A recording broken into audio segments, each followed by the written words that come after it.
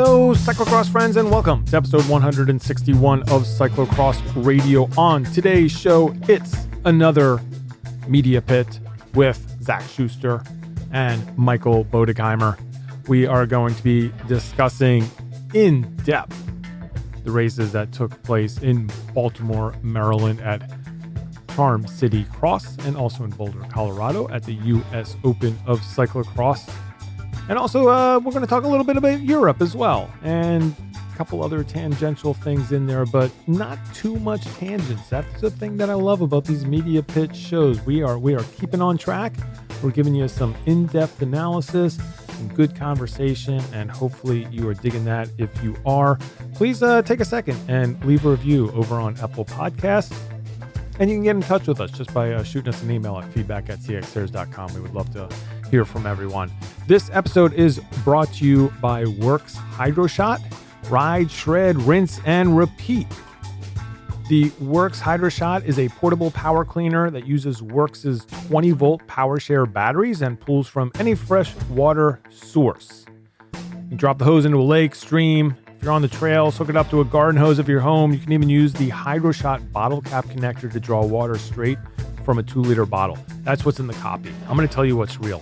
I was doing an event with Stephen Hyde tonight at the Rafa Clubhouse in Washington, D.C., and two different people, two listeners to the Wide Angle Podium Network told me, A, that they had purchased a Works Hydro Shot, B, that they got a 15% discount off of all Hydro Shots and accessories by going to yourcleanbike.com and entering the promo code CLEANBIKE, and C, that it's awesome. And it's really revolutionized how they clean their bike and has really made life easier for them. And it's going to make your equipment last that much longer because it's not hard to wash your bike and keep it in tip-top shape. Works is offering our listeners 15% off of all Hydro Shots and accessories. They even put together a bike cleaning kit for you to check out. Get your Works Hydro Shot at yourcleanbike.com. Enter the promo code CLEANBIKE to get 15% off any Hydro Shot item. This is the donor drive for the Wide Angle Podium Network. And what that means is this is the time where we are going to talk to you until you're sick of hearing about it, about how we want you to be members of the Wide Angle Podium community. That's going to mean reaching into your pockets and reaching into your wallets, or, and pulling out a credit card and making a donation. Monthly donation is what we really love, but you can also do a one-time donation, and that brings you into the fold. It brings you into the Wide Angle Podium family.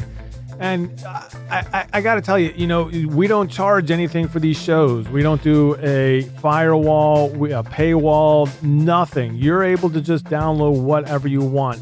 And the trade-off is that we expect you to kind of feel that you're getting this value out of it and that you want to give something back. And that's what we're hoping for. And that is becoming a member. We got a whole ton of swag that we are going to send you if you sign up.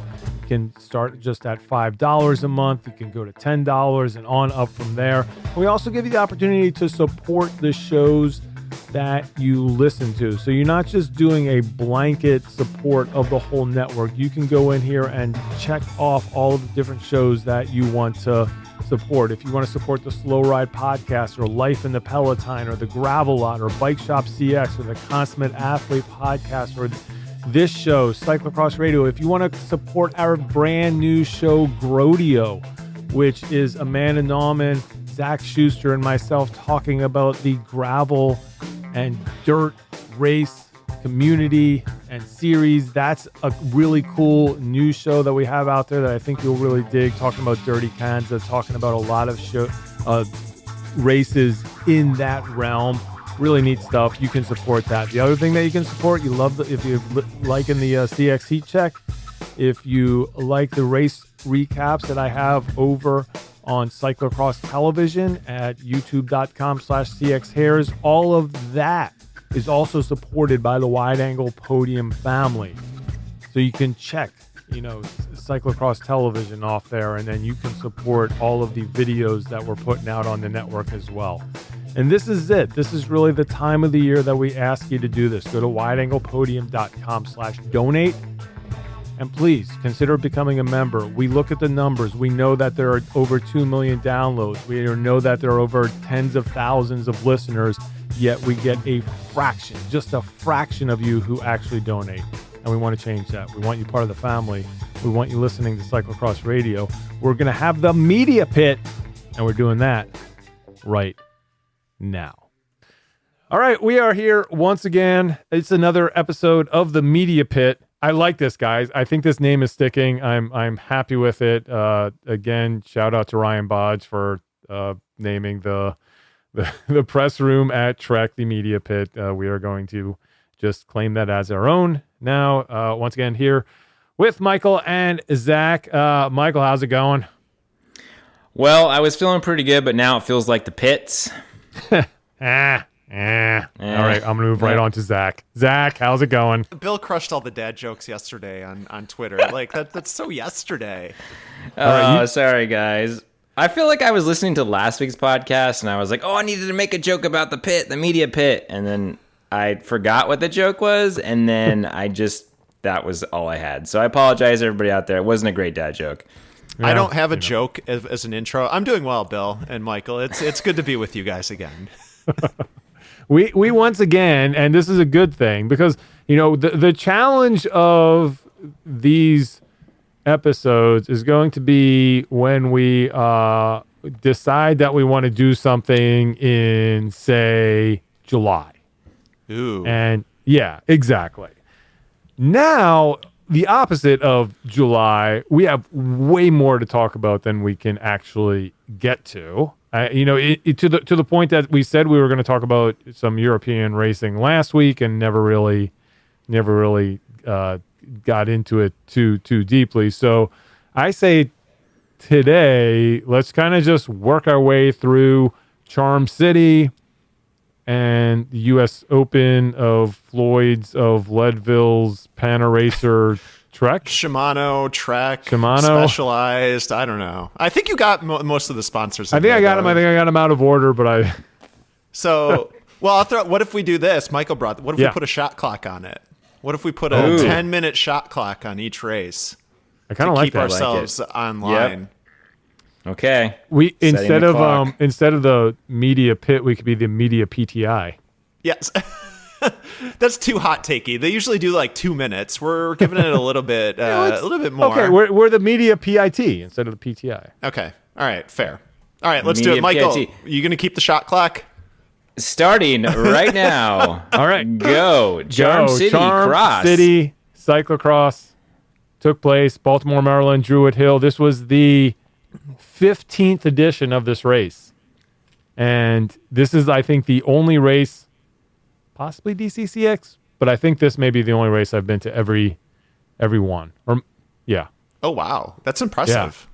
Yeah, and it's changed drastically. And the big change this year was it used to be this kind of two-headed monster where you had this undulating field, sort of open field with this big elevation changes and these rolling hills. And, Steph Wyman sort of helped them originally set up this track, so it's had this pretty European feel to it. And then the other side that had the sand pit and the big tree planter obstacle and the mud last year.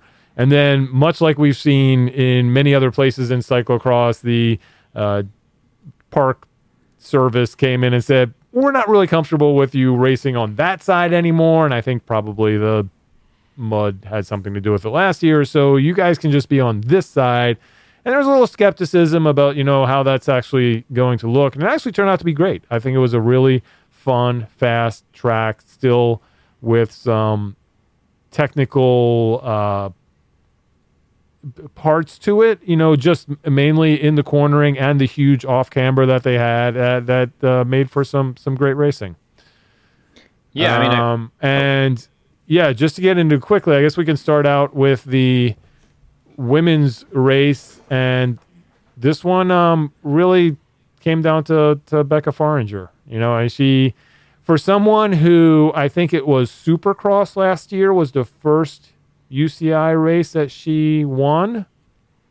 She has sort of taken this season by storm with wins in GoCross and then just sweeping the weekend here and just riding away from everyone. I had a GoPro on her day one, and everybody in the pits was giving me crap because they were like, well, why'd you put it on her? I was like, well, okay, like you all knew this was going to happen after. I was like, it was great lap one footage, and then it's kind of a lot of grass.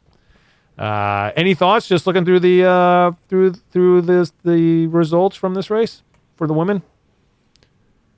Well, I think we kind of touched on it. I mean, we'll probably get to it when we get to the we'll just call it the US Open of Cyclocross. But the difference in terms of it was our first split weekend, and we saw how the field split out in terms of where some of the top riders went, and made those choices. So it was a little bit. I guess if you look at the heat check, if we're using that as canon, a lot more of those top riders that were left in the heat check were more West Coast, were Colorado, and were out west. Which is not to take anything away from Rebecca's win, for sure, because, I think, like you said, that Supercross, I think like that was like so huge for her, talking to her about it, because she had come so close and she had a great, as the sprint finish at DCCX, right? Or was that? Yeah, I mean, she was devastated from that in that, it was Sunny Gilbert was on top form last year and she was going up against Sunny for the Parkway CX Trophy Series, which Becca ended up winning, but she just couldn't get. It was just like she was just so like frustrated in that she won the series, but and came so close to getting a win and couldn't get it and hadn't had a win at that point. So, can I suggest that the reason she won both days was she got the Kenny vlog bump? Yeah. Oh yeah. Okay. It's that magic GoPro. The media bump is real, folks. I mean, you get on the heat check, you guess you do your own blog, you're going to get results. So I'm looking at the rest of you folks who are knocking at that door. Well, looking at the rest of the top five at least, we had Becca in there at first. Carla, actually the same podium both days. Carla Williams in second.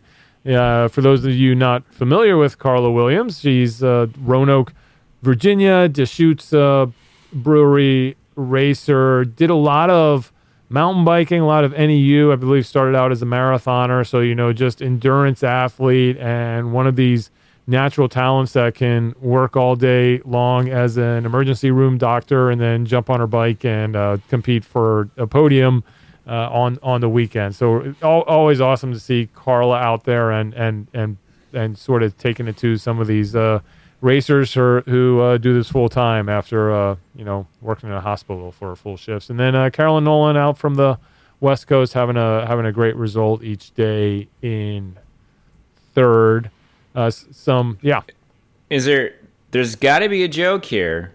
It's Baltimore. She's on the Rock Lobster. Yeah. Did she use some Old Bay underneath her nose to get her going? I think probably. You kind of have to. Just like give it the Vaseline there, get you hyped up. I don't. Yeah, sorry. Wait, do they even have lobsters? Wait, yeah, you guys have lobsters in Baltimore, I think right? it's more. Isn't it more crab? Crab? Yeah. Okay. Shit. All right. I'm gonna get some shit from my it's people more in the Maine South here. So I have to go to some of these New England races to get the true lobster. But you're on the right track. I was reaching for the crustacean connection there. Didn't quite get it. The crustacean Charm City cross. A lot of C's. Guys, we got to move on. So let's go on to the men's race, day one in Charm City, which was, unfortunately, I didn't get to see any of that because there's no coverage. But day two, wait, there was highlights. There was highlights. You're right. I'm sorry. I'm thinking about how good the coverage was on day two that I had completely forgot that you did that stuff for day one. So even though he didn't do a vlog this week, Kerry Warner got the win. Was this also a sprint finish as day two? Yes. Amazing. Day one was a sprint finish. Day one. So if you all watched or want to go back and see the full coverage of the men's race from day 2, you'll know that there is this huge off camber on the Mansion Hill. And before they got to that off camber, it's just this really long, slightly downhill stretch. And that was where White was just like ramping up and attacking almost every lap. And the great thing about this Curtis White, Kenny Werner rivalry that is I'm going to start saying that like his actual name now, that has really come up this year.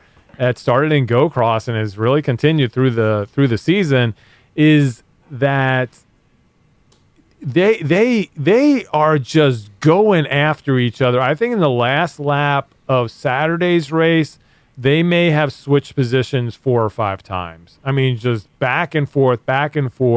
It came to the, they had the stair obstacle, these big stairs. And it was the type of thing that Kerry was able to ride on Saturday. Curtis was running it and, kind of burning matches every time. And the last time he put in this huge effort running, trying to cut off Kerry at the top of the steps, unable to do it. Kerry gets ahead. They go down this long stretch.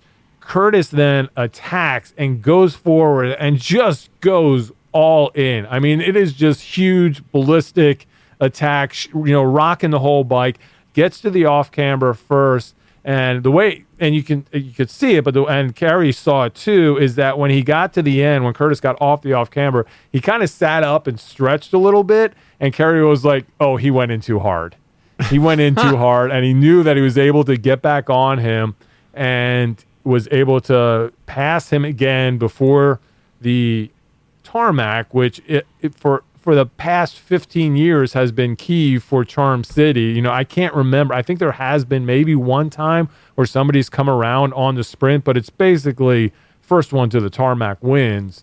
And on Saturday, that was Werner, although White came around in the sprint and nearly a photo finish. I would call it an inch, maybe 2 inches for Werner at the line to get it. Both with some really pro-looking bike throws, but Werner taking it in the end. I really loved how in the vlog, Becky asked Kerry, "What is the thing that he does when he hits his chest?" And although she's kind of making a joke about it, I appreciate what he said. It was just that way to really express that joy and that sort of like kind of talking about the, he boiled it down to sort of the animal instinct and fighting and someone trying to, bash someone's head and that style of racing, which we've been seeing between those two, has just been really fun. And I can't wait to get to day 2 because Bill, you provided us with all that coverage, but it was really enjoyable to watch. So yeah, I liked how she made that connection. Yeah, and one other key factor that will also come into play on day 2 is that you had Curtis and you had Stephen Hyde against Kerry Werner, and on day 1, Stephen Hyde really looked like he was struggling and either on purpose or maybe not on purpose, but sort of was finding a way to get in the way of Werner and allowing White to open up a gap. And Werner really, it was nice team tactics in that he really had to work hard to get around Hyde to be able to close it down, and probably burned a couple matches doing that, but still was able to hold on and have enough at the end. But it was really interesting to watch just the way that Hyde, I don't think was feeling 100%, but still was able to help his teammate in that race. Well, I think you mentioned the team tactics, and the Cannondale guys have been they've been very clear that to them winning is what's most important, whether it be Steven or Curtis. So I think Kenny deserves a lot of credit. I mean, he's taking on as of Louisville, the 2 best riders in men's elite cyclocross in the US, and he's taking them on and getting wins out of it. I think also I've been joking. The battle between Carrie and Curtis, best thing going in cross right now. I mean, it's just been incredible to watch. Yeah, And no, they've had great results. How are we doing on time? Should we go to women's day 2? So we are over time, but I feel like we're going to give a little more to Charm City, so because that has the most coverage. So I'm okay with it. Let's just briefly run down day 1. You had Hyde in 3rd, Livermore in 4th, Spencer Petrov, kind of second race of season, 5th, youngster Lane Mayer in 6th, Merv Davis in 7th. I'll go to 10. Ben Frederick in 8th, Sam Knoll 9, Dan Chabavnov in 10th. Yeah, you go to 11. Yeah, but it's okay. But yeah, Sam, good to see Sam Knoll out there. Ben Frederick also, every time he races, is still able to get a result out there. Spencer ended up racing Saturday, did not race on Sunday. And then Lane Mayer right in the mix as well, which we'll talk more about when it comes to Sunday's race. All right, well, let's go to day 2. Do you guys want to go back to the women or stick with the men? Yeah, let's talk about the women. I only hesitate because I don't know if I'm on the right day or not because the first 3 are the same. I had the same problem. The same. I was like, was this the same podium? All right. Well, I mean, like the same top 10 because it was the same podium in the same order.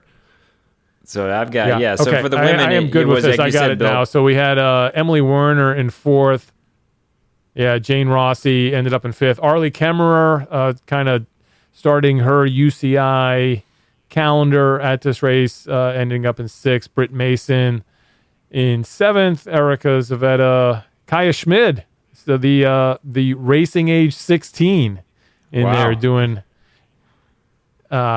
great in this race. And then Taylor Cook-White ending up 10th. But kind of the same drill we had before.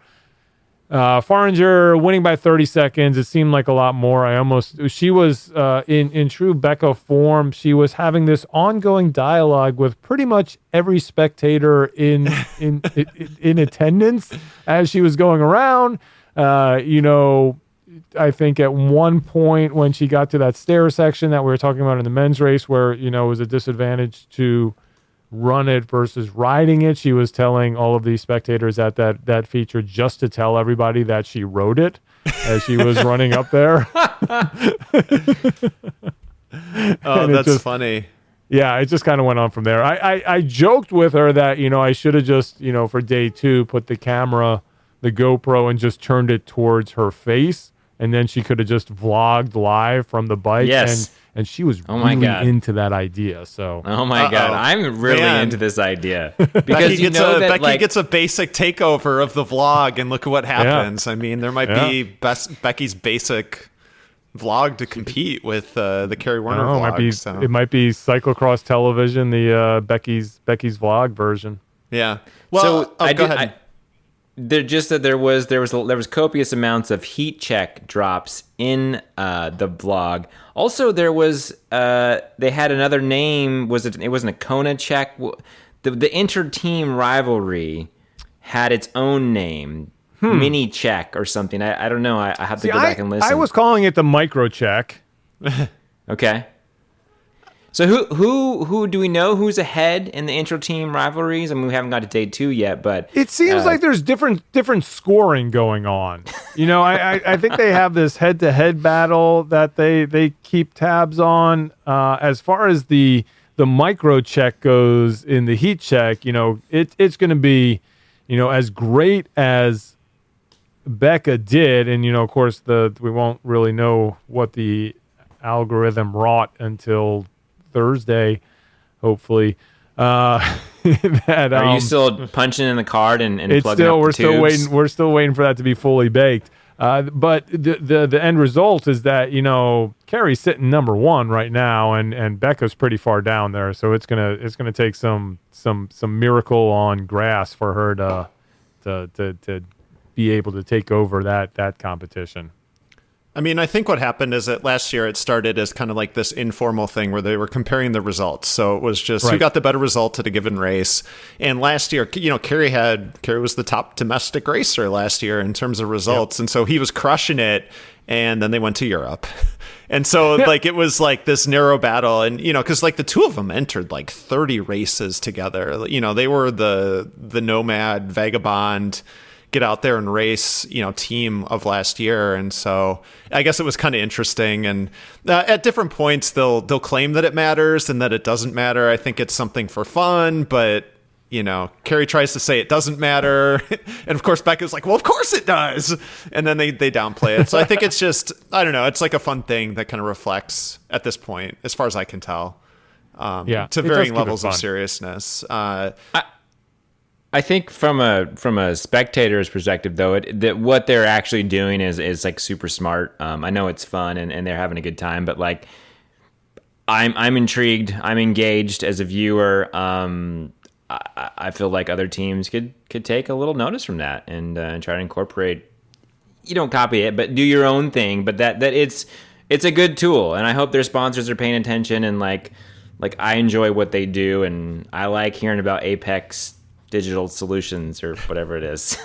Well, since we'll be leaving Charm City, I guess, after the men's race, it's also worth mentioning the Union Brewing Parkway CX Trophy bill that you helped put together. And there was some talk on social media this week. You may have heard about, Cross and where it's at. And it seems like, you guys have taken a step to create some excitement to the point that, Curtis is having regrets of not doing DCCX this weekend. What are your thoughts and how do you think that it's been going so far? Are you pleased with the progression? It looks like the payouts are bigger this year. Yeah, I mean, one of the big things that we did, we increased the payout this year. And then also we accomplished one of our biggest goals that we've been trying to do for many years, which is have the races on back-to-back weekends. And what that means is that people are staying around. I know like Stephen Hyde's in town, Carolyn Nolan's in town, that the people who don't necessarily live close to the Mid-Atlantic are sticking around and training here, which is what we want. And that doesn't happen if you don't have this extra incentive over the UCI payouts to keep them there. There's thousands of dollars on the line for the people who compete in the series. And I think that, I look at that as a failure on my part, not to really get the word out even more that this series exists. And I think that if Curtis had known, maybe he would have made that choice to stay down here. And I think that goes for other riders too. So that people are seeing that the riders are seeing the value in that is the biggest thing. And I think that's what you have to, as a race organizer, Zach, as a media member, that's who you have to win over. You have to win the support of the riders. And once they buy in, then you're in a good place. And it really goes back, Michael, to what you were talking about with Kerry and Becca. And I kind of look at it, and in almost a professional wrestling type thing. You need the stories, you need the characters. The racing is almost secondary at that point. If you want to have your favorite rider and to see how they do, you're going to be following them 24/7 up until the time that the race actually happens. And that, I think, is one of the key elements to cyclocross that we need more of. And, Zach, you kind of referred to cyclocross Twitter going a little crazy this week, and it started from Hyde. And I think that he believes that too. And that's part of this element that once we do a better job of creating that and having these characters, and Kerry's done a great job this year in doing that, then I think people will have something to really give them ownership in somebody. I would love to get to the point where we had supporter clubs for different riders. Then you're really at a point where you're invested in what happens week to week, and then we're rolling. And we really don't have that yet. So that's kind of the goal.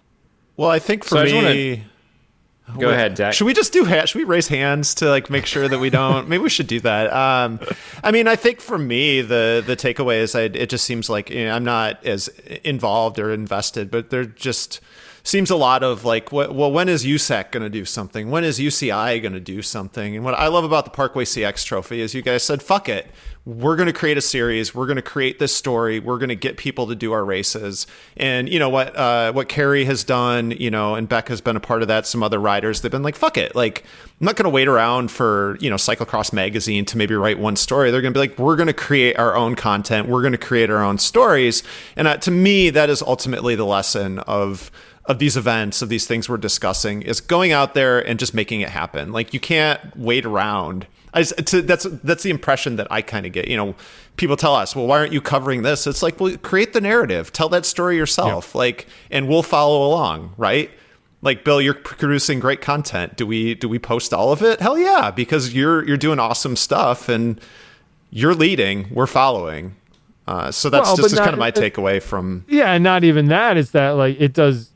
It's kind of like what we talk about a lot is races don't understand that yet, is that they have to produce the content for outlets, and that's kind of what I do, and I hire other people to help me do for certain races, and those are the races you hear about. I mean, Charm City, it's the race you hear about because here's a little secret. Yes. They paid us to be there to cover their race, and we covered the hell out of it, and so I think. All right. One more thing. Sorry, I know I control the time, so I'm going to interject here. Yes, sir. I just want to. You brought up the idea of ownership, and I want to say that I thought that speaking of Twitter and it going a little bit crazy this week, I think actually it was a good thing that we saw Hyde ruminating in public about the state of cross, because to me that is him sort of investing in his scene and taking that ownership.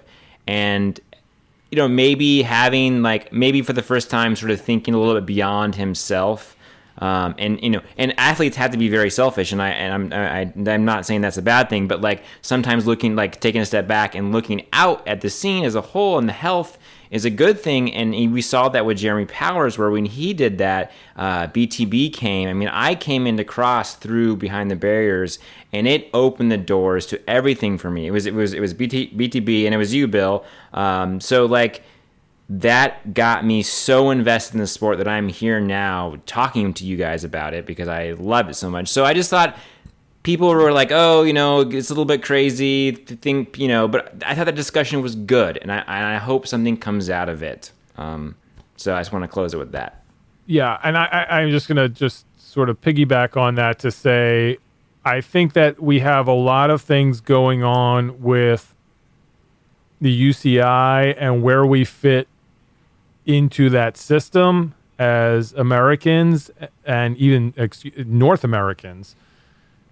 I think that where we need to go maybe, and where people are kind of starting to realize that we need to go, is that as much as we love being big races, that maybe it's time that we kind of create American cyclocross and stop trying to be European cyclocross. We already do it on the participatory level. It's completely different. We're kind of leading the way for the world in participation, and I think that's why our women racers do so much better on the world scene, because they grew up in a cyclocross scene that Europeans don't. But I think the difference here is like it always seems like that's where you start, and then if you're good, you can graduate onto this European stage, where maybe we need to start thinking about North America being that stage and making it so that we have something here that's just as good. In exactly the same way what Switzerland did. I mean, look at EKZ in the last 3 years, from nothing into like this Premier League. That's kind of what I would love to happen in the U.S. And maybe we can have racers whose priorities are then American base rather than American being the stepping stone to go to Europe. So I think a lot of this hand wringing that may have something to do with it. I agree completely with that, and I think that's a great topic of conversation for the next podcast, but let's Yep. move on to All right. Charm City, day 2, restarting the clock, 10 minutes. We're going to do it. Day 2 coverage. Bill, I sat down this morning to get myself caught up on Charm City, and I clicked your YouTube link, and I was pleasantly surprised that I had 40 minutes of footage to watch, and it was essentially the entire race. So I just want to say kudos for you for making that happen, and tell us a little bit how you were able to do that. I will tell you this, that Charm City is the one place in the country that there may be other. Cincinnati is really close, but Charm City just sets up. It's in this natural bowl, and it's pretty open, yet it still has all of this elevation change in that. And the other, this is the huge part, and huge shout out to Wagner Roofing. Wagner Roofing, who is a sponsor of this race, they are a sponsor of DCCX as well, so we'll have a similar setup. They built these amazing photo and video scaffolding stands, about 15, 20 feet off the ground. And I kind of had my own one of those in the middle of the track. And from that vantage point, I was able to go from the finish line to the planks, all the way over to the flyover, and then back and around. So I had that as my main camera, 100 to 400 millimeter lens for any camera nerds out there, that I could really have this huge reach of coverage from that spot. And then I put one GoPro on the scaffolding above the flyover, another GoPro on scaffolding above the section, sort of windy section after the flyover that captured them coming and going through that section. And it was 98% of the course that I had eyes on with one person, which is nuts. So it was able to do just full coverage of a race. And I like to think in proof of concepts, and this is one of those that, it could be done. I recruited somebody 3/4 of the way through the race to say, hey, come up here, follow these two guys for this last quarter of a lap, because I'm going to go sprint to the finish line so I can film that.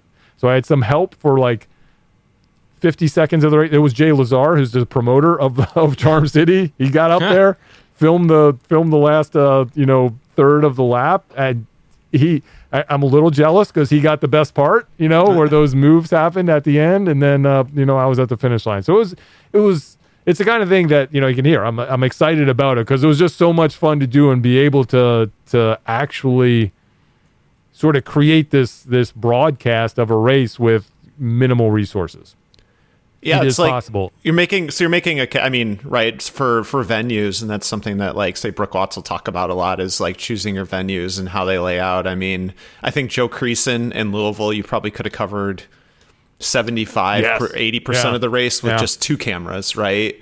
Bowensa Worlds, you could probably, with less people, you could have covered the entire race with one. So there's like these venues, and it's that lay themselves out. And look at all of the venues that you just talked about. All of them have that same topographical bowl we need more bowls type setup to it. Yeah. I mean, obviously you can't choose that, but if we're moving forward talking about North American cyclocross, having this video coverage, I think matters. I mean, I know we've moved on to a post video coverage world because, generally speaking, right? Like no live streams per se, but like to also have that available, I think is huge. But I think that if you go back to what I was talking about before, and if we want to create this, high level North American coverage, then you have to change the sport in the way that you are choosing those venues. I mean, it's sort of, it means that it's sort of some races are going to get left out, and they might be great races that go through cool wooded sections. But if it's going to be the ones that you want to get coverage, that really doesn't work for it. And where you can see that is that when I was working on mountain bike World Cup events, all the old heads there just would bitch and moan and complain because they were like, oh, there's so many great features at this venue that they just don't use anymore because Red Bull came in and they just changed everything and they dumbed down these tracks and they were not doing all of the cool stuff anymore. Well, all the cool stuff was in these remote areas that nobody could see. And Red Bull was like, hey, we can put this on TV and make it really exciting. It's not going to have that little rock garden out there, natural rock garden that is just amazing, but it's going to be something that we can produce that people are able to see the whole race. So you're absolutely right. I mean, if you want to do it, you have to do it in venues that offer that opportunity.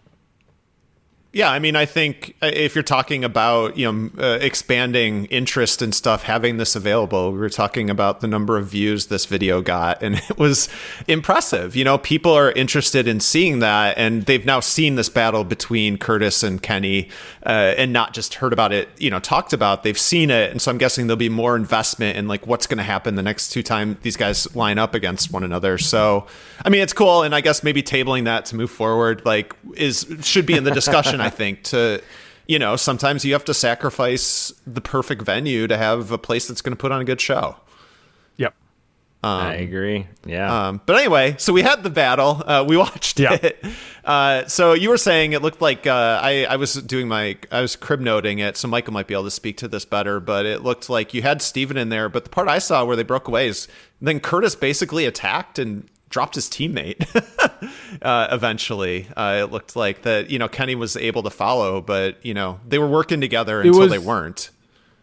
Yeah, and it was this really interesting moment. The really cool thing that I was pretty happy with being able to capture was just Curtis pretty much being beaten on Saturday because he couldn't ride the stair section or chose not to. Because he's a super fast runner, and usually he can get by with that, and realized after the race, after losing, that that's just not going to work out, and came out there, a couple hours before the race and pretty much learned that feature. That's cool. And in that the replay that I have up there, I have a couple shots of him doing it, but that was just like, I have him looking at it and then sort of nailing it. But I have 5 or 6 other times that he's really sessioning that and looking super squirrely on it until it finally clicks and he goes. And Kerry was still faster there, but he was able to stick with him. And what you're talking about, like when they left Hyde, was I think maybe the 3 to go, they went up there, and then where Curtis was kind of pushing it on every other lap, he completely sat up. I mean, just stopped pedaling and allowed Hyde to get right back on to his wheel. They go down that long stretch, and then when they get to the end of it and Hyde's like, sweet, I'm back in this race, Curtis just like goes all in again and puts in this huge attack, and they both drop him. And that might have been the time that I think Hyde actually pushed it a little hard and slid down the he did off camber. Yeah, I remember that. But yeah, it was and you also had the thing that it was a little earlier in the race, but what Zach, you were talking about the team tax is they had Lane Mara in there as well, who's a cyclocross. Oh, that's right. Yeah, Cannondale Cyclocross World Development rider who was right there. I mean, it was for a lot of the race, it was 4 riders and it was 3 against 1, and in fact, it was almost Michael, it was almost like a road race in the beginning because you had the kid who you don't really think is going to win. It's almost like they sent him off. Like Lane went and he was like trying to attack on lap 1. It's like, this is my job. I'm going to go attack. Yeah, I think it was great to see, we've talked a little bit about the big teams in Europe, but I think it was pretty cool to see some of that play out. It is because it's played out always differently in the States, but to have the 4 Cannondale guys versus Kerry, and like you said, Zach, I mean, he answered every move until they dropped Hyde, and like I also wanted to point out that like Hyde, I didn't see Saturday, but it sounds like Hyde got dropped maybe earlier, but Hyde on Sunday is kind of seeming he's coming more into form. Like Hyde is revving the engine up again. Interesting to see that he slipped on that off camber, because we kind of think of Hyde as way more technically like talented. I think maybe he must have been on his limit.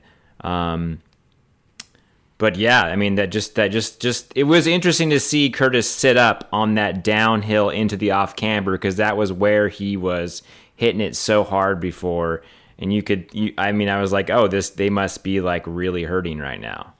Yeah, but the interesting thing is that when you come to the end of the race. So you look at, again, this is Curtis just being meticulous and learning from the day before. Saturday, he attacks right before that off camber on the final lap, and it's one of those really big gambles because as you can see if you watch through this, there's no guarantee you're going to ride that cleanly. It was like every lap it was something different, so there was no, and even like Kerry was struggling with it and then he was flying on it. It all depended on like inch by inch where you were for that line. So attacking before that really didn't give you much of an advantage because you could just get that wrong and then he's right back on you and you burn this huge match, without Kerry. And that's what happened on Saturday, having to expend any extra energy, and he was right back on him. He just like nullified the attack just by riding that section clean.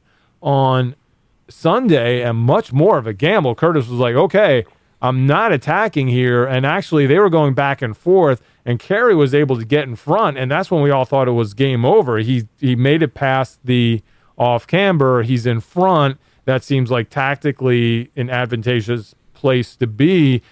And that's where Curtis was able to just put in this really, really just amazing pass onto the inside with 2 turns to go before the finishing sprint that won it for him. And it was kind of, and Kerry tried to answer. I almost think that if you talk to Kerry, he probably, if he had done it again, would have hesitated another half second and tried to drop inside of Curtis on the final turn, because he really got pushed to the outside. Like he had a little bit of an advantage, but Curtis was just able to push him so wide to the outside that he was able to enter the finishing stretch first. But regardless, just such a tactically fun race, chess match. I mean, I know it's a cliche, but it was a chess match, and each of them were putting down their winning moves, and we must have had like 4 winning moves in the last lap. So, I mean, you really can't ask for anything better than that. Yeah, I mean, it seems like these guys are battling so much and so close. Like every one of these moves, like you're saying, it's become a chess match between the two of them. And I guess the thing that I always come back to is I don't look at them as being the same rider. We talked like, say, last year when Magali Rochette and Ellen Noble were battling, especially at like Pan Ams. It was like they have very similar riding, similar skill set to one another, but we don't necessarily view, Kerry and Curtis being the same, but it shows how much power Kerry has developed, and it shows how much Curtis has developed his technical skills, that the two of them can stay together, and that it's just super interesting that they're plotting out corner after corner and, where to make their moves and sessioning features before the races, because it's getting in their head. That's awesome. That's incredible. Yeah. The one thing you hit on is that I'm really impressed by is I think you're right. I think Kerry is a much more powerful rider this year than he was last year, which is a huge change for him.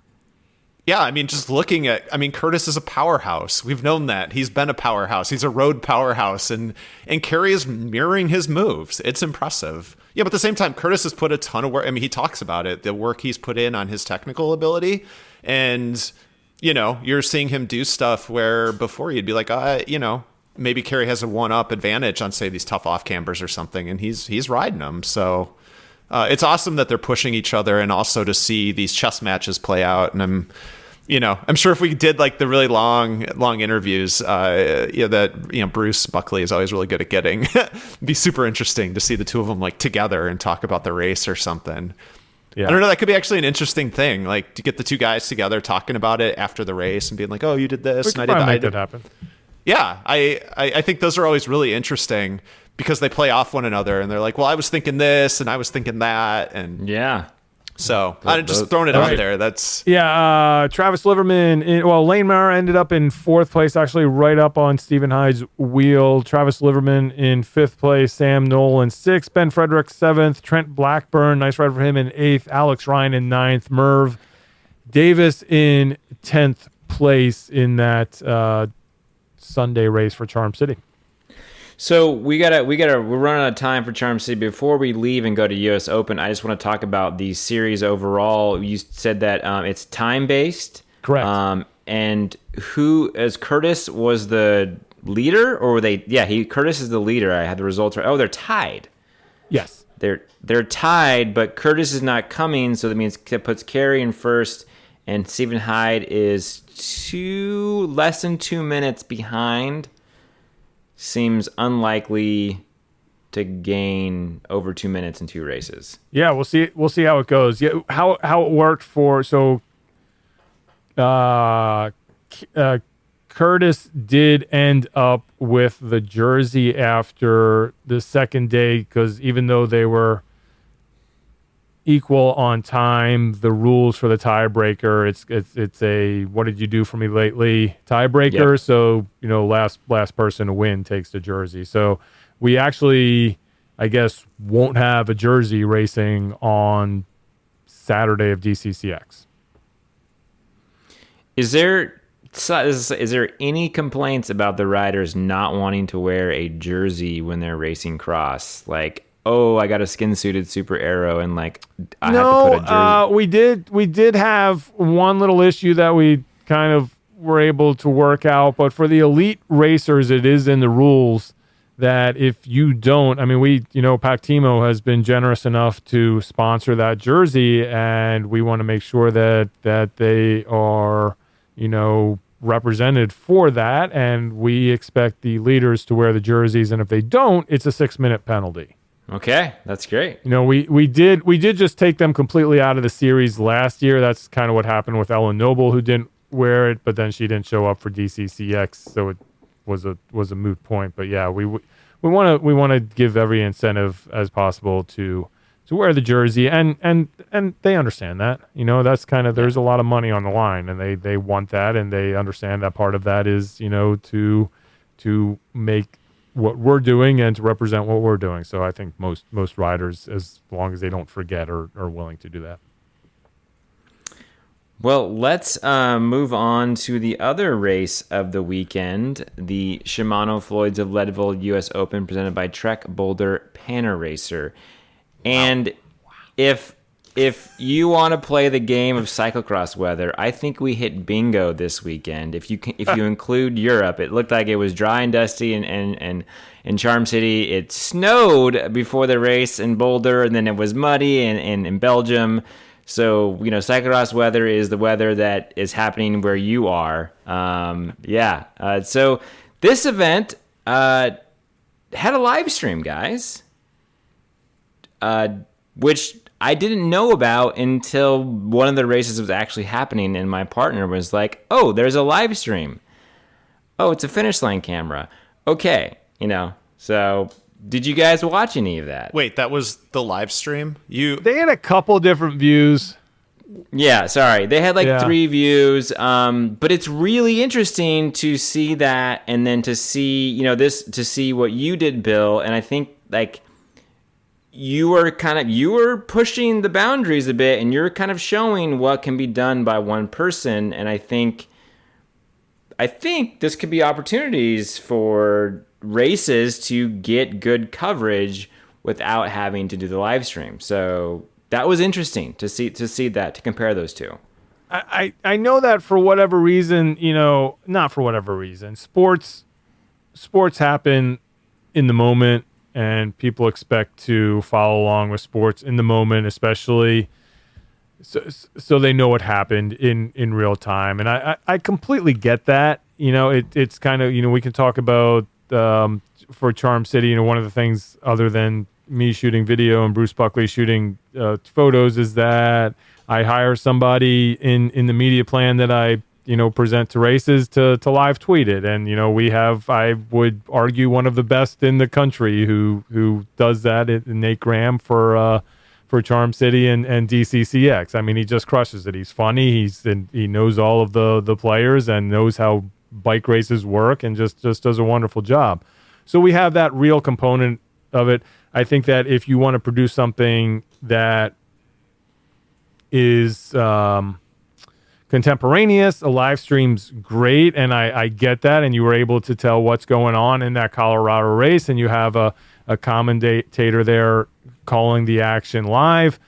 My idea was that I want to take out some of the maybe more boring spots. I got an hour race down to 40 minutes, was able to do live commentary over top of it, and that's just a different way to go, and at a different price point, but it's just something that maybe you're getting a day later. So, it's there's definitely pros and cons to both of those ways.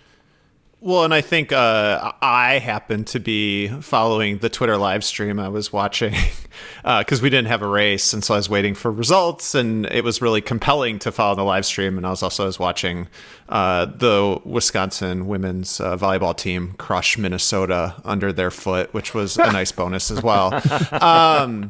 But, we've discussed this. Part of the problem is right now our core fan base is out racing on Saturdays and Sundays. Right. And so what is the value of putting on a live stream? And we talked about, trying to generate, or that part of the discussion is generating interest and stuff. Well, part of the problem with doing a live stream is like, no one's going to watch it. Like, I just happened to be at home because I didn't have a race and the weather outside was abysmal in Wisconsin that day.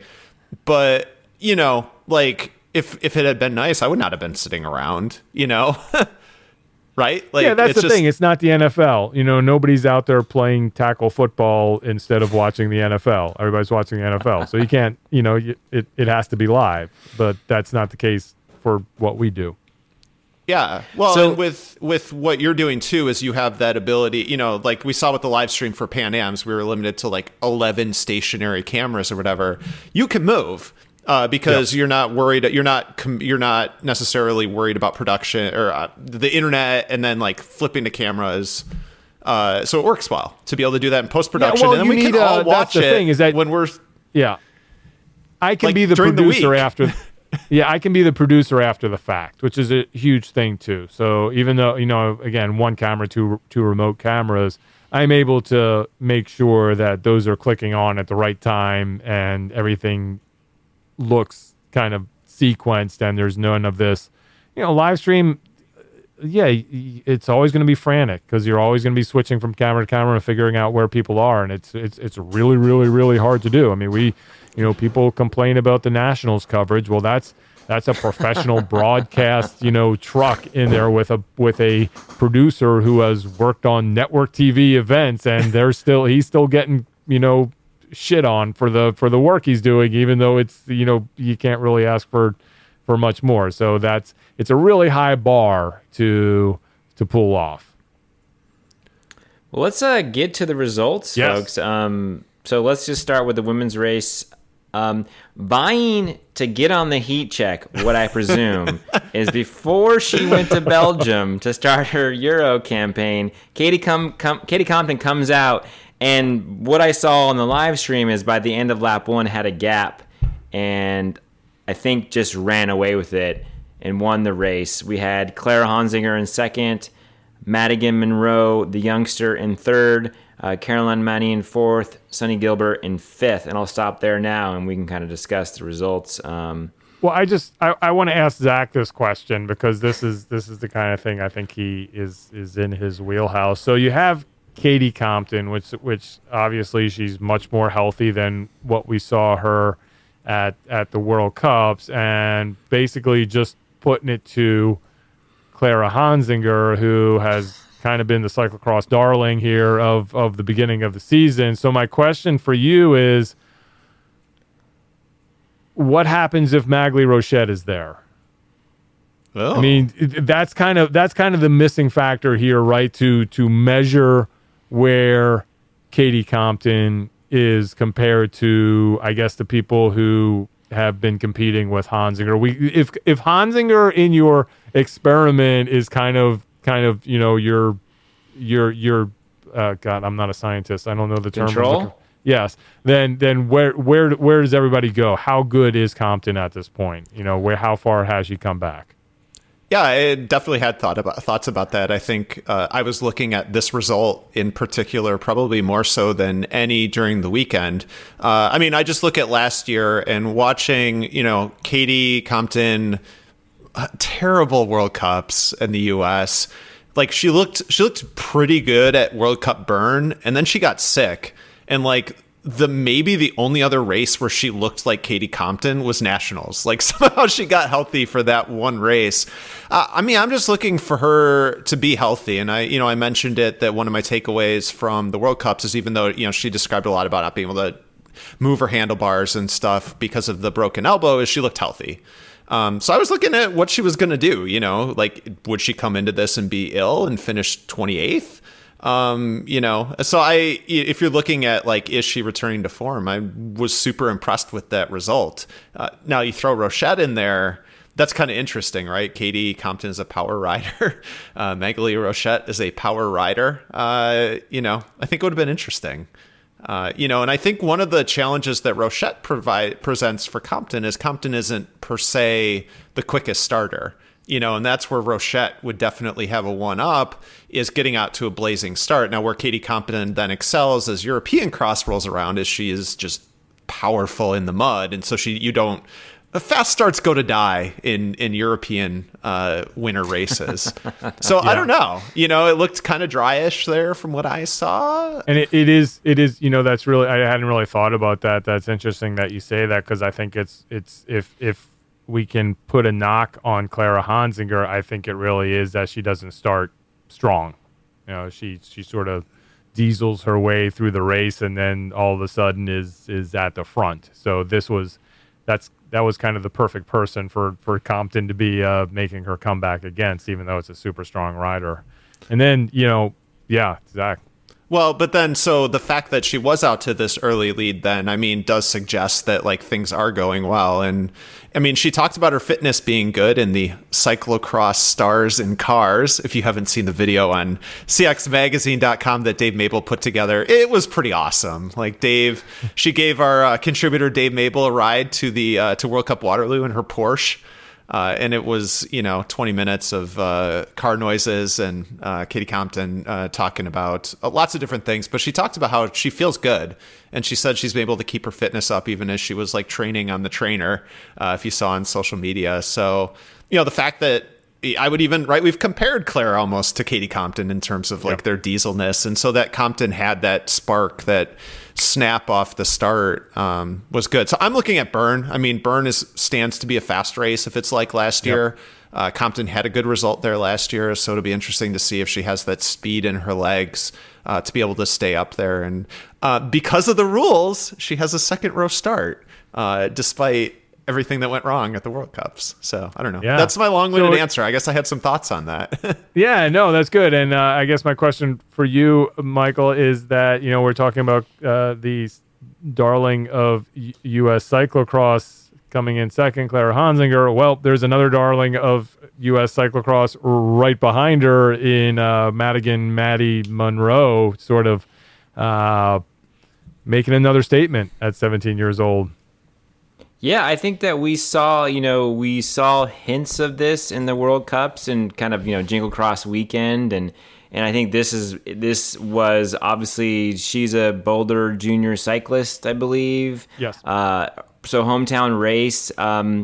Also with the split field, is sort of the Charm City race and the race in Boulder, I think it was a good opportunity for her to really show herself. And I saw that she was in a chase group, and I don't know how the race played out. I did listen to an interview with Clara where Clara was saying that Maddie was making like smart moves and maybe attacked and then realized she couldn't bridge and sat up and waited for Clara. And I heard that Clara and both Maddie had like a good talk after the race and chatted about like tactics, and it seemed that Clara was happy to like have that conversation with the youngster. And so yeah, this is exciting stuff. I see these results and I'm just thinking, what is the algorithm going to do? I'm so excited. You and me both. We're recording on a Wednesday. I know it's coming out tomorrow. I hope the algorithm is paying attention to Maddie Monroe. So yeah. Another interesting factor here is, Zach, when we still looking at these results from this first day. So you have Compton out there, you got Hansinger 24 seconds down, you got Monroe another 5 seconds down, and then what we saw is really the cream of the crop for this whole first third of the cyclocross season. Talking about Carolyn Manny, talking about Sonny Gilbert and Raylan Nuss and Sammy Runnels and Sarah Sturm and Caitlin Bernstein. These are all names that we've seen at the in the top tens of our result, and they're still there. But almost a 2-minute gap. Yeah. From Monroe to Mani. I mean, that's not even close. There's like 2 different races going on. Yeah, I guess I'm a bit surprised by how Mani raced. I mean, I didn't watch it, but I mean, it's near her home. It's at elevation. She lives in Colorado Springs, so maybe a little surprised. So maybe she has a little bit of something on the line here at Bern this weekend. She had some good results at the US World Cups to bounce back. But yeah, a bit surprising that there were those, that the time gaps were so big. And that Maddie Monroe is in that upper echelon. That is like even more impressive. Yeah. And I think I do think that Mani, for whatever reason, she's able to get up for big races. So I'm really this Bern race is going to be exciting. I guess I'll catch it maybe at night sometime, since I'll be running a race that day. Oh yeah, you'll be kind of busy on Sunday, huh? Let's move on over to the men's results for day 1. I'll just read the results because I don't have a lot of hot takes on this. We had Lance Haydet win first, his teammate Gage Hecht in second, Eric Brunner in third. We had Grant Elwood in fourth, and Cody Cupp in fifth place. I did see that it looked like Lance, and I guess the time, looking at the times, is pretty close. I saw Lance and Gage kind of come across the finish line together. I don't know if it was one of those situations where they weren't really sprinting it out, and did it look like maybe Gage gifted the win to Lance? I don't heard anything about that. I don't know if you guys have heard anything. Yeah, I don't know. I think the bigger story here, not sure what happened there. Maybe we'll be able to get an answer to that. But I think the biggest story is just the reemergence of Eric Brunner, who I guess was that jingle. Yeah, I mean, he did one of these World Cups, but kind of, all of us are sort of like, oh, maybe. But for this weekend, sort of came up really big, and kind of similar to what we saw in the women's race, and I think just seeing how the other races had gone this year, it's not a surprise, other than Brunner being up there. To drop down from there, you got Grant Elwood, who's having a great year, but 43 seconds down in Cup, another minute 32. Hayden and Hecht, obviously we were talking about, split squad racing. You got Hayden, Hecht, Werner, White, Hyde. That's really the core of what we're seeing at the front of these races. So this sort of played out the same way that we'd expect Hayden and Hecht to be up there, but I was a little surprised to see Eric up there as well. I kind of can't figure Eric Brunner out. I mean, I think that he's always a rider that's kind of flown under the radar. You've got Gage. I mean, Gage is the Colorado boy. Fix. Well, he was third, right? It was Petrov, Brandon Fix, and then Brunner at Nationals for U23. So that was kind of his last big result. But dude, in Reno, he went into the last lap with Chris Blevins. I mean, He was the guy, who finished second at Reno Nats. He finished the year before. He finished second at Pan Am's, and he's kind of a quiet dude or whatever. He's still U23. He's still kind of young. He's won a collegiate title in that club race that's just loaded. But like you said, like we were, kind of questioning if he was at the World Cups because he didn't necessarily get a result. So, like you said, I think it's awesome.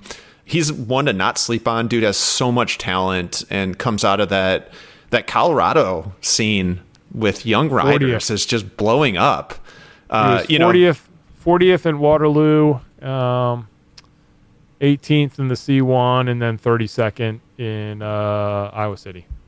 Yeah, so he's certainly not a rider to sleep on. And, I think him and Petrov will be the favorites at U23 Nats coming up, but we'll totally forget. Maybe we'll talk about it and just be like, well, Petrov's going to win. It's like, hold the phone. Eric Brunner is putting up these great results, and I guess it's kind of a hint at what's to come for day 2 when we get to the men, because we're talking about him so much. Let's just do it now. I mean, no really hanging on to the suspense. Eric Brunner takes the win on day 2. I mean, just a banner. I think I may have seen it there. I think this may have been the biggest win of his career.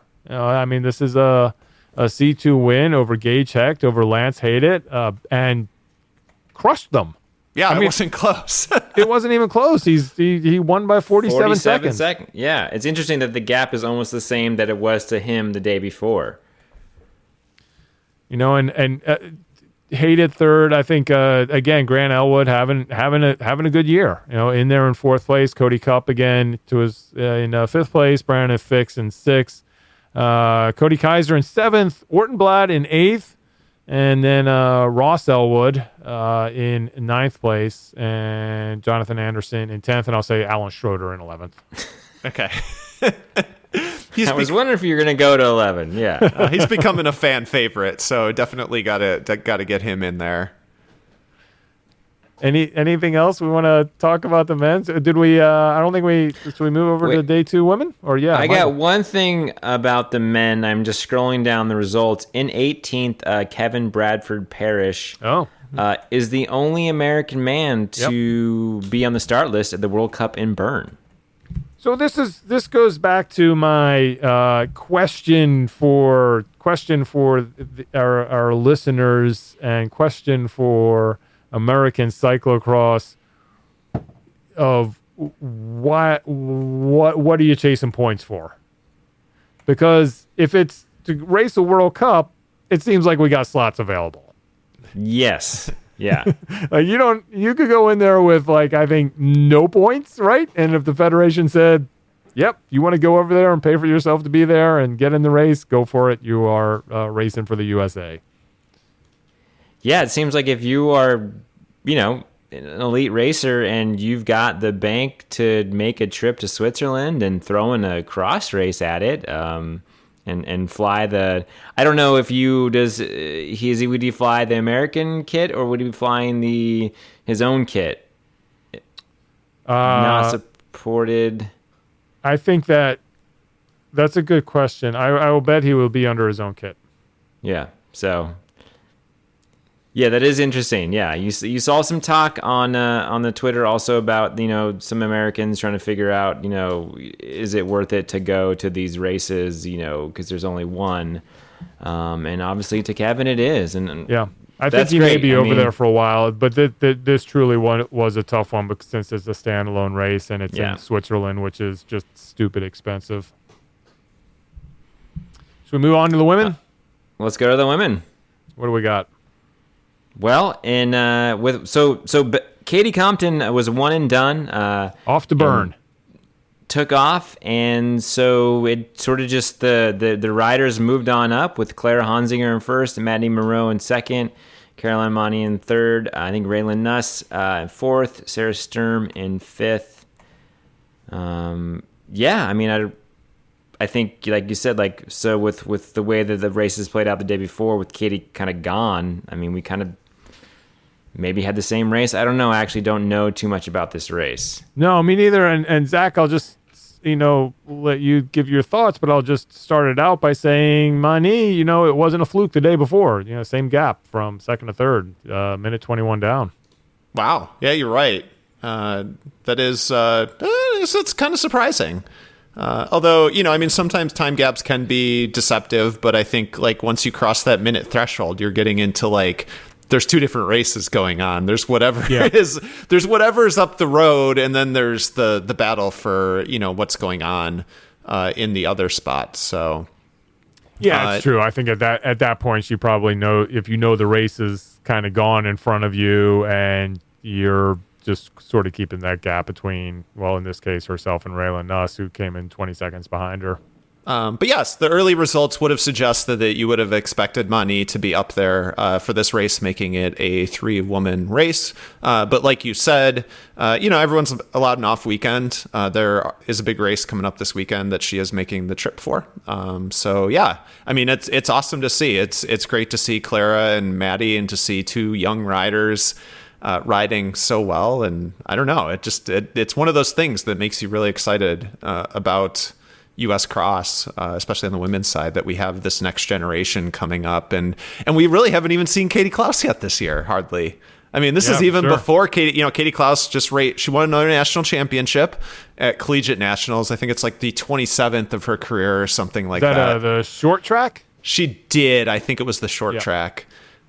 So yeah, another nationals to cap for off. For those that don't know, and another just we have so many events going on at the same time. Collegiate Mountain Bike Nationals was the same weekend as Charm City and US Open, so people getting pulled in different directions. I saw those photos online somewhere, and I was like, "Wait, is this like a Throwback Thursday? Like they're not actually having Collegiate Nationals mountain bikes right now in October, are they?" Yeah. But yes, they are. Okay. So that could be, that does set the stage then. We do have the chance for looking forward to Pan Ams in that U23 women's race. Maddie versus Katie. I'm trying to think of some of the other women that might, but, if we're looking at framing it. Oh, and Ruby. So we've got kind of like a triumvirate of three riders to look at in that race. So that'll be fun. Is Jen Jackson U23? No, she's like 26. No, she's like 24, 25. She's okay. Old. Yeah. Old. She's old. Yeah. Air quotes. Okay, yeah. And Clara aged up. So, I think those are the riders that are kind of back from last year. So that should be interesting. It should be fun. A little bit of a narrative surrounding that U23 Pan Am's race up in Midland. Nice. Should we move to Europe? Let's do it. Let's do it. Yeah, we are pretty much. I'm not a very good timekeeper, and we've blown past all the time limits. But yeah, let's get into sort of the Super Prestige kicked off this weekend with Heaton. Yeah, that's at least how I've heard it. Yeah, I will tell you that here's the only thing I know about this race, and this happened years and years and years ago, back in the Svennis days, is that I spelled it once Geiten instead of Gieten, and to this day, there is a Twitter guy from, I believe, the Netherlands who will still bring that up every year because I guess that spelling it means goat. I kind of like the goat. That's goat awesome. Race. I love it. What was cool about this is I realized I went on YouTube and I just plugged in the name and searched and what popped up was the GCN broadcast, and I forgot that they were broadcasting these. They've got Jeremy Powers now, sort of as the color guy, and in between the men's and the women's race, they had a featurette with Anna Marie Wurst. So once again, we've got these options. It's and the thing we didn't bring up with Boulder or the US Open was kind of like a Flow Bikes production. Really, they were doing a live stream. Right. They sent up Michael Sheehan and I believe Preston Glace to do some featurettes and off camera post race interviews. And so we've got GCN with the Euro stuff with J Pow. You've got a lot of options right now, and that's been pretty cool. And J Pow was riding with Anna Marie Wurst into one of those Euro cross practice areas that you see all the riders, right. And you're just like, damn, that looks so much fun. Yeah. If it's that one forest that they all go to, I just love it, and I love that's the one place. I've seen, it's the place where I remember seeing they were doing some feature with Wout's team, and they were all riding around, and then in the background you saw the whole Telenet team up on a hill doing their training there. It's they're all in the same place, it's this is the only place available for them to go train. It's like a skate park, and everybody's session in it. Yeah. So we'll get to the women's race, and sort of, I guess the big story is that Celine Del Carmen Alvarado won. She's now won 3 out of the 4 races she's done. She had a fairly big gap over 2 and 3, and that was Sana Kant and Yara Kostelin, who's having a really good start to the season. And is she a barrier bunny hopper, if I'm correct? I think so, yeah. Someone else. Yeah. So Sana Kant in second place, pushing the October Kant. Really starting to get the motor running. She was in Alvarado had a gap for quite a while, really kind of running away with it. And Yara was chasing. Sana I think she bridged up to Yara, and there was a bit of a back and forth. But when it came to the sprint, it was like Sana's like, excuse me, I'm the world champion. I'm the sort of the queen here. I'm going to take this. Excuse me, youngster. So here's my question for you, Zach. Yeah.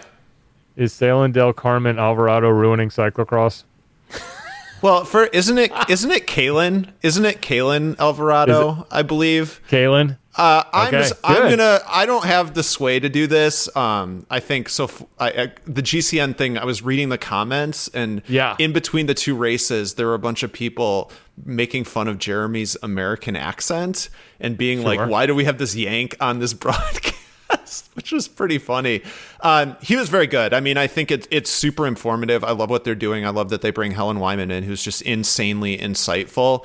I'm just going to say it's infinitely better than the World Cup broadcasts, that they're doing from, Jeremy's house. But man, Jeremy, buddy, dude, you got to learn how to pronounce the names. Like it was rough. So it is Kalen? I think so. That's what I've heard. Okay. But Jeremy, definitely, dude, learn how to pronounce the European riders' names. It needs a little work. That said, is she? I mean, I don't know. It's like the Dutch women. Like part of this race almost looked like the U23 women's race from Worlds. With some of these riders. Anna Kay's been up there. Inga van der Heijden. Puck Pietrus hasn't even been really up in the mix yet, and she inevitably will be. There's another 17-year-old, Sharon van Anrooij. Oh boy, now I'm doing it. Annemarie Worst is still only 24 years old. Manenbacher is 20. The Dutch women are taking over European cyclocross, and the young Dutch women. Yeah, I think the one now old head in there, Evel Eckner, still in there, still doing it. Fourth place. It's a good finish for her. Yeah. Well, Sana Kant's like the old, we were joking about we joke about old man Vanderhaar all the time. So it seems like there is a change going. And I guess, have you guys read anything about something the Dutch Federation or Dutch cycling is doing? Because this is a wave, this is a sea change of young, talented riders. I was talking earlier about how I thought that, just the way we did cyclocross in the U.S. was such an advantage for the American women. I fear that may be changing now with kind of this Dutch surge of youngsters who are just crushing it. But that said, I mean, the race was over in 2 laps. It was, Annemarie Worst was on the front. Kalen Alvarado attacked. And like Michael said, no one really followed. And the race was over. It was Van der Polian. In terms of watching it live, in terms of how it went down. Anything else to add there, or should we move over to the men? I was just going to say that this is not a race thing, but some of these courses are actually kind of cool looking. And what I liked about Heaton is it has that a lot of races have that little the beach along the lake, which is just a cool feature. And then it had this nice alleyway of birch trees, which I can imagine was amazing to take photographs. And I maybe saw Ballint hiding in a birch tree trying to get some out of focus birch in the front and a rider in the back. And I want to ride some of these courses. I know a lot of these Belgian, these Euro courses, I just would not be able to ride. But I'm like, man, it kind of brought me back into Belgian racing and Euro racing. And sorry, it's not Belgian, it's in the Netherlands. But it brought me back into getting stoked about these races again. And as you said, Zach, before, this wasn't a preseason race. This was the kickoff to the Super Prestige. So I'm pretty excited about this stuff. Well, there are those, I think, right, there's many of the iconic courses, and a lot of them are winter cross races. And I think there are these other kind of hidden gems where you look at it and you're like, that course is pretty cool. And I think Heaton is one of those but because it's the first Super Prestige, half the ride, not half, but many riders have not started their seasons yet, and it's at the beginning that we don't necessarily take note of it. But another one that looks just super fun as hell to ride is Flandrian Cross. It's got that rip and ride through the woods, but it's kind of in this weird spot where it's near Koksijde World Cup, so it's kind of not the main event or whatever. So I don't know. I just like it. You do look at some of these courses and you're like, that looks like a fun course, but we don't really. Thing about the Super Prestige though, and again, something that we don't see in the U.S., for better or for worse, is that the riders will be there because they have contracts to be there. Yes. So they're sort of beholden to these series, which is why you always get these, the top riders at all of them, because they don't show up, they don't get their money. Men's race. The new star of cyclocross, Elie Iserbyt. Yeah. Yes. Michael, did you watch this one? Or you said you watched the beginning? I watched the beginning, and what I saw at the beginning was Gianni Vermeersch going off the front, and I looked at the results, and I was like, well, that didn't work out for him. You said about hot cross starts go to die in Europe. Looks like Eli kind of once again won. Quentin Hermans in second place. I feel like that's a pretty good finish for him this year. I don't know if he's... and Corne van Kessel in third, and we had Old Man Lars in fourth, and Jens Adam in fifth. Quentin's just hanging on. He's just biding his time until he goes to his actual next paying employer. Yeah, him and Corne van Kessel, right? Yeah. Together, starting that new team. But you know who else was on the start list? And I'm trying to find his name to see where he finished. Did he finish? No, he did not. Lars Bohm. Oh, didn't even DNF. DNF'd, yeah. He was getting some good camera time when I watched him, and they were talking about that he won the World Championships in 2010, almost 9 years ago. Kind of hard to believe that. Also, something just to think about the length of some of these people's careers is pretty amazing as well. We and I guess going back to the women's race, speaking of major hero cam time, Annemiek van Vleuten. She raced, right. and we got a good chuckle out of it because Cycling News was, it's awesome to see like more, other bigger outlets or traditional, whatever we want to call them, outlets covering cross, but their angle was like Pidcock and Van Vleuten favorites starting their season, and even she was like, I don't think I'm a favorite, and I think she finished even TP not really a factor either. He was 13th in this race. Pidcock, this is the first race we've seen him. He's got that Red Bull money now, so he's taking the place of Wout in the men's field. Got the new team. He's even admitted that, it was going to take a few races for him to get back into the swing of things. He also was kind of up and then slipped in the results of the. I didn't, get to see how it played out, but yeah.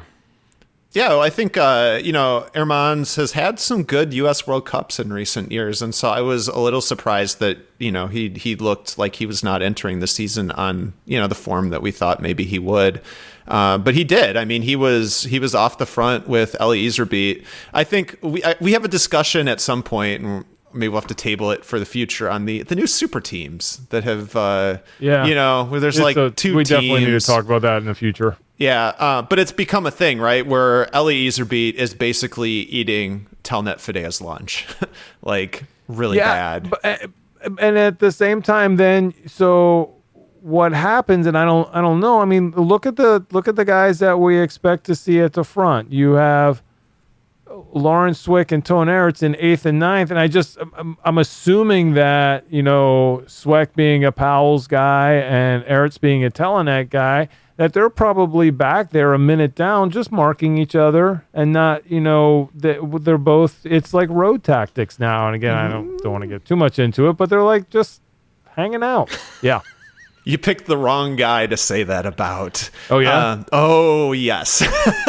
So what happened, Hermans and Elie Iserbyt were up the road, and you did see some road tactics where Telnet wasn't super confident, I don't think, in Hermans' ability to beat Elie Iserbyt, and Aerts bridged.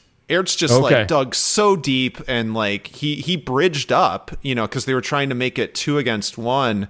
And then inside 2 to go, what happened is Tone Ertz tried to make a move in one of the sandy corners. So they get these sweet rutted sandy corners, and they were pretty wet, so they were actually not as deep as they've been in the past, but still enough. And his chain jammed for like a minute.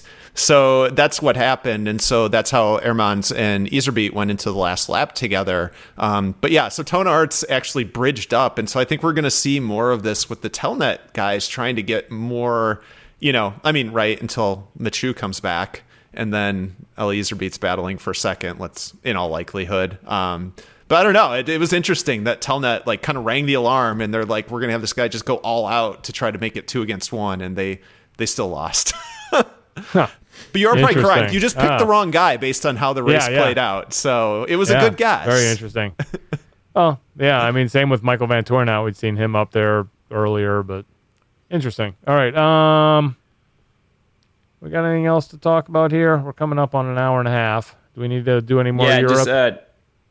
Annemiek does the step through for all you step through fans out there. That's how she dismounts. So the other race, and this will be a Zach preseason race, Thelita de Jong returned to racing. Yep. Her first race of the season, and I don't know if she raced last year, but so good to see she's back. And I was kind of checking her stats. She won the World Championship in 2016. She's still only 25 years old. So I don't know. We had Katie Keogh in the Boulder Cross get 7th. I think the first American over to break the rim on the Euro races. And a little bit of a corrections corner before we move on. Lars Bohm won the World Championships in 2008. Oh. Did he win more than one? I don't think so. Okay. So, Bill, I have a quick question to clarify. In CX Heat Check. So we've determined, riders from North America who, like, let's say Magali Rochette, Caroline Mani, and Katarina Nash are all racing Burn World Cup, they're going to come back. They'll probably most of them will be at Cincy. Katarina might be playing with her dogs. So those results are eligible for heat check consideration, but now Keogh and Compton, because they won't be racing in North America probably till Nats, they're out. How's that working? I think that Keogh and Compton are still in.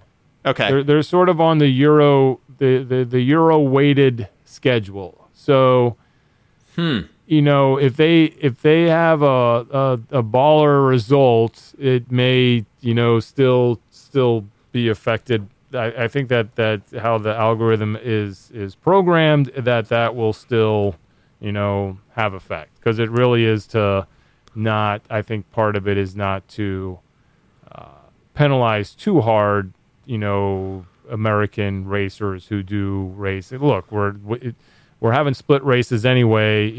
What's the difference between Baltimore and Colorado and Washington D.C. and Switzerland? They're still in different places. So I think that can still be considered. But we don't care about Eli Iserbyt anymore. He's done. Well, that just leaves up the own question. Then how do the Euros get left off of that then? Because they're Euros. Okay, all right. I'm fine with that. Yeah, okay. I mean that's the thing. This is the heat check is for racers who predominantly race in North America. Okay, and that was Eli's only 2 races of the season. Yeah. When he was on the heat check. That was it. And he was in North America. All right. He lasted one more week. He did. I mean, the World Cup win tail is very long. It's a tail. It's a longer tail for sure.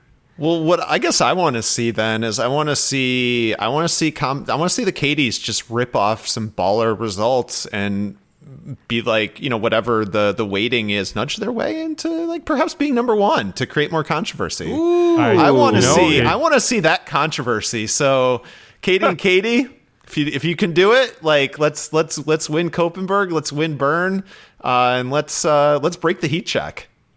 That's it. If the thing is though, like the only thing is that if they're getting those results and they're getting to the top of the heat check, then that is going to really make riders want to go to Europe, right? And that's going to that's against our maybe new thinking of like doing American cross and focusing on that. So Bill, you've created a conundrum here. And you've offered ways to fix cross, but you also might ruin it. Well, I mean, as I said, there are different weights for different results. So American races are going to be weighted heavier. Well, I can't wait to talk about this next week. That's for sure. I mean, who knows what's happening tomorrow? I will be on the edge of my seat just like the rest of us. Hey, speaking of tomorrow, there is a cross race tomorrow night. Kermis Cross Ardui. Sorry if I mispronounced that. Oh, Compton will be there. Like she does. That's usually her kickoff, I think. I'm guessing she'll be there. That's usually like the first one she does during her trip. Is that one the cow market? There's like Nacht de Werden, which is like a nightly market. There's one that's like the night of the cows. I don't know. Don't quote me on this. I want the Night of the Cows. It sounds like something out of a Far Side cartoon. It does, doesn't it? Let's translate. What is Kermis Cross Ardui? Oh, it's going to get a new champ on the men's side. 3 in a row for Wout. All right. Well, I think we did it. I think we swept through this agenda. Yeah, we did. We did kind of okay with the shot clock. Yeah, a few violations. Before we go, I will. I have hit it in the intro that I haven't recorded yet, but I'm just going to reiterate it here that this is our donor drive for the Wide Angle Podium Network, which means that this is the opportunity for all of you who have thought about joining the network and helping support the content that we put out for you, including all of the podcasts and videos and everything else. If you go to wideanglepodium.com, you can go anywhere from $5 a month on up. You can even do a one-time donation. Spencer is putting together some sweet swag for everyone, so it will be worth your while to join the program and help us support what we're doing, including this show and all of the other ones, including like Grodio. Like Grodio has no donors yet. Oh, so man. This is the opportunity for people to sign up. If you want to hear the Gravel podcast, there's one more. We have another one that's already been recorded. Yeah, we gotta drop that during the donor drive just to, get, so as people, I know, Bill, I know you have nothing else going on right now. It's true. True. But no, I mean, I would say just as a consumer, right? I started as a consumer of the Wide Angle Podium. The amount of work that people are putting into these shows behind the scenes is worth it. I think that it's definitely like a thing of passion. And so, if there is a way to support that, I know I've consumed them from the outside before Bill was gracious enough to invite me on to be on so many of these. So there's a lot of work going on behind the scenes to make it happen, and donations and more monetary support helps the impressive growth of the content that is available. That's all really good. I agree, and I am a wide angle supporter myself, and maybe I will see if maybe I'll email the WAP people to see if I can switch mine support to Grodio. There you go. Oh. It'd be so great. Also, I will say that my partner Emily was like, I should also become a member. She's like, I listen to all the podcasts with you, and I was like, I mean, I'm a supporter too, so so yeah. I too am a supporter. Embarrassingly, I support the Slow Ride podcast with my donation. I feel like they need all the help they can get. I thought you were going to do, my name is Bill Scheiken, and I do not support the Slow Ride podcast. Really, I think all-time great. He was I think I signed up to be a supporter of the Dirtfield Diaries. Recordings. Dirtfield recordings, yeah. And now that she's at USAC, Yeah. I was hoping that maybe that would be rebirthed and we get some great like inner USAC podcast. We're gonna do it. It's I guess that's another thing that's on me. That is on my list of things I need to do to get some more recordings with Lindsay. But yeah, but again, why not go podium.com? Please consider becoming a member, especially if you've listened for a long time. I will just, not to, well, yes, absolutely to guilt everyone in there. We have over 2 million downloads of podcasts. We have tens of thousands of weekly listeners, and we have a fraction, a very small, a single-digit fraction of those who actually support the network. So we want to guilt you all into bolstering those numbers and becoming members as well. And on that, Zach, where can people find all of the cool stuff you are doing these days? Ooh, the cool stuff is probably at cxmagazine.com. The musings usually about my bad bike racing are at the Shoe Star on Twitter. And Michael, what you got going on? Well, I would say the cool stuff is usually on the Instagram at Yeah You Ride. I haven't posted in a while, but it's coming. And you can also find me trying to chime in on the state of cyclocross on Twitter at Land Softly.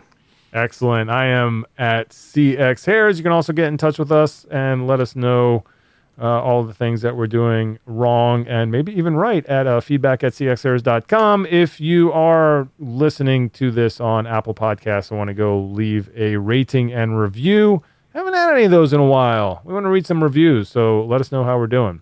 And I guess I will see you guys post DCCX for another edition of the Media Pit. Yeah, man. Have a great weekend with your race. Thank you. I know you will.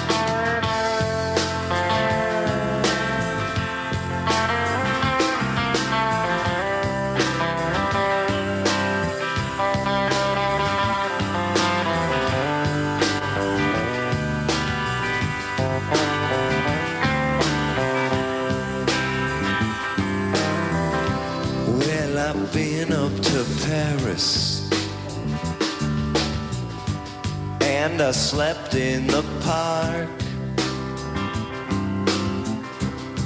Went down to Barcelona. Someone broke in my car. And I'll search the world over for my angel in black. Yeah, I'll search the world over for a Euro trash girl. I took the train down to Athens, and I bathed in a fountain. Some Swiss junkie in Turin ripped me off